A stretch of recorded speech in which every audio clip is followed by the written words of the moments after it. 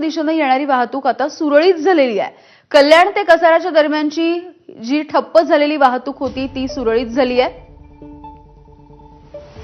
Signal बंद पडल्यामुळे इथली वाहतूक ठप्प झाली होती, मात्र तात्काळ आता दुरुस्ती करण्यात आली। सध्या कल्याण ते कसारा या लोकल 10 ते 15 मिनिटे उशिराने धावतात आणि आमच्या प्रतिनिधींनी इथला आढावा घेतलाय, आपण बघूयात। खडवली आणि टिटवाळा दरम्यान सिग्नल यंत्रणेत बिघाड झाल्यामुळे रेल्वे वाहतुकीवर मोठ्या प्रमाणात परिणाम झाला होता। जवळपास 4 ते 8:30 वाजेपर्यंत हा मोठ्या प्रमाणामध्ये परिणाम होता। त्यामुळे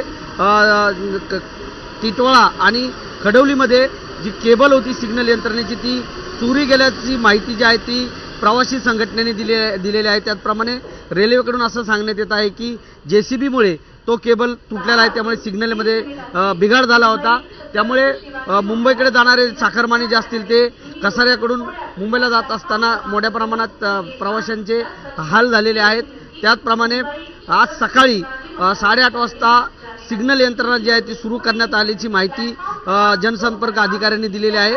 मात्र कल्याणवरून कसाऱ्याच्या दिशेने जाणारी वाहतूक जी आहे ती 10 ते 15 मिनिटं उशिराने धावत आहे, तर मुंबईकडे जाणारी वाहतूक जी आहे ती सुरळीत असल्याची माहिती जनसंपर्क अधिकाऱ्यांनी दिलेली आहे। त्यामुळे आता सध्या कल्याण असेल, शहाड असेल किंवा टिटवाळा आणि खडवली या परिसरामध्ये प्रवाशांची गर्दी जी आहे ती ओसरलेली दिसत आहे।